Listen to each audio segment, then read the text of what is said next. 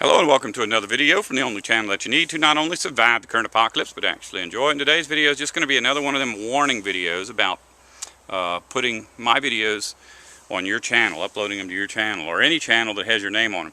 I want you to do it, but please be careful. Make sure that if you're going to upload these, you upload them to an anonymous account. That's all. The government knows who you are. There's nowhere you can hide from them, but it's the people that are your neighbors, your family, your church buddies or military buddies, whatever. They're the ones that are going to cause you problems. And I've said that before, but I don't think the message is getting through because I'm not really explaining just how real this is. When I started this channel, it was because I had another channel where people were really mean to me because of expressing my views. So I figured if I was going to do something where I express my views, it had to be an anonymous channel. Now, when I first started the channel, I was just talking about, fruit trees, chickens, things like that, no problem. But then I started to test the waters, get a little bit braver, and I actually have turned the channel into nothing but Bible now. And the Bible is what always gets me in trouble. The very first videos I did were called, "What's This Bible All About?" And those were very mild compared to what I'm doing now, but it still raised somebody's eyebrows somewhere because my former church, the Jehovah's Witnesses, sent me a message. And the message basically said, we know who you are, we know where you are, and we're watching you. And at the time, it didn't bother me too much because I didn't see them as a threat. I'd been a witness for 15 years, and most witnesses are very mild. They're not violent. But, I've noticed lately that it's not really the people that are in the church so much as the people that are taking the lead in the church. And since, when I first became a witness, I started talking like I do now, and it got me in some trouble. And then eventually, people started really being abusive. They took our possessions, they took our money. Not going to go into any details, but they eventually even went to where, I had set up a small business. They went to all my customers with materials they stole from my shop and put me out of business. So that's how serious it was. And that was pretty much, we're talking about, I ain't been at a Kingdom Hall in probably 15 years. Maybe not that long, but I think it's been about 15 years. And here we are, I made the All-Seeing Eye video. When I made the All-Seeing Eye video, another elder started attacking me. And I didn't even know I was being attacked. My dog got really sick.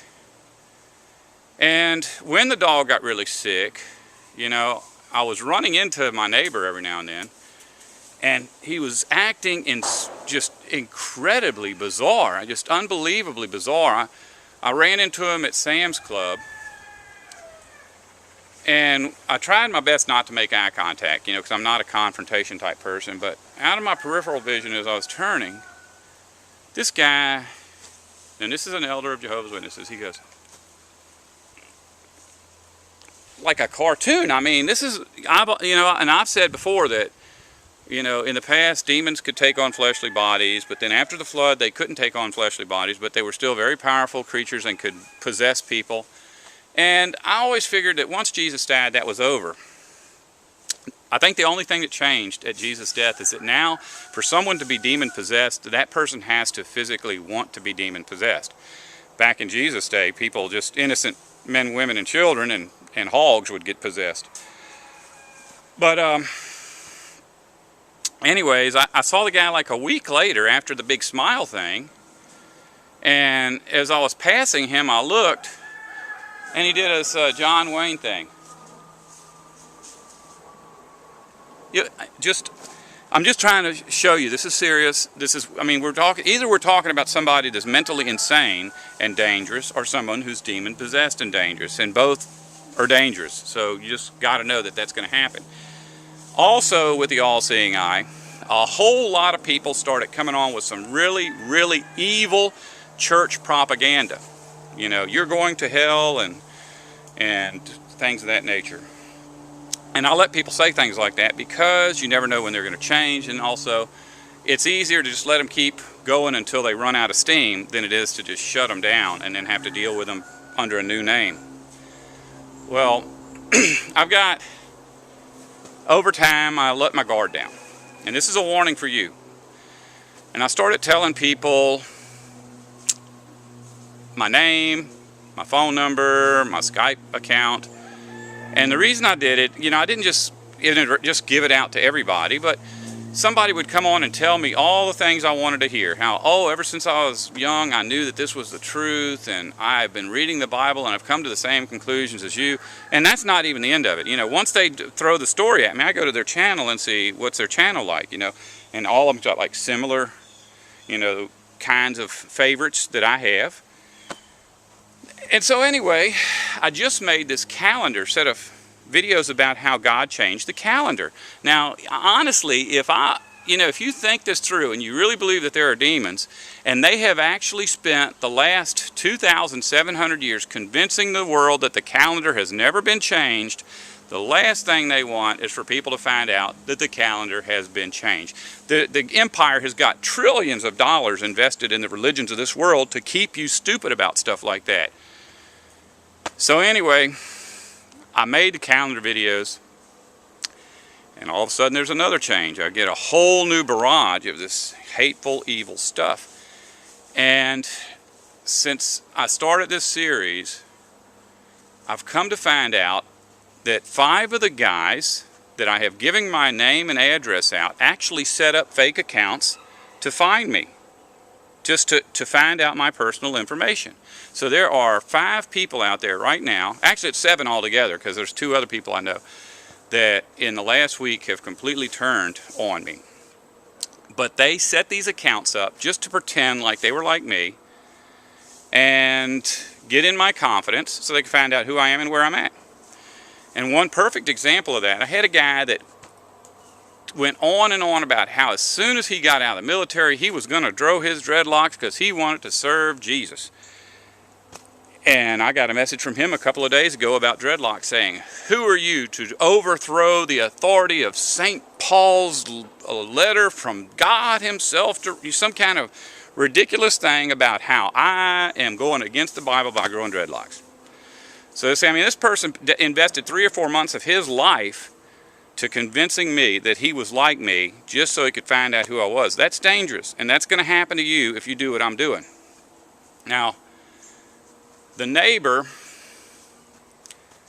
that has been giving me these bizarre looks has come over here when I'm not home and killed 40 of my chickens.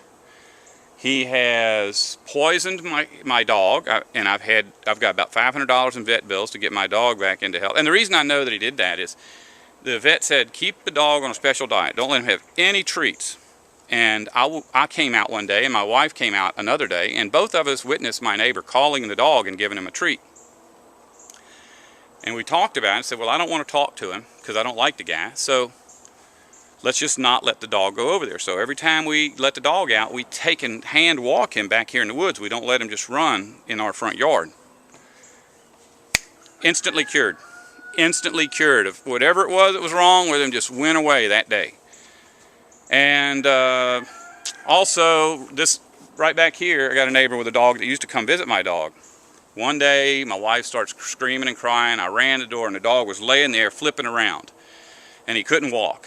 And so we picked him up, carried him in the house, and nursed him best we could, and brought him back home. And I found a bowl of antifreeze in my yard. So, and like I say, this guy has killed my cat. He's poisoned my dog. He's poisoned the neighbor's dog, thinking he was killing my dog.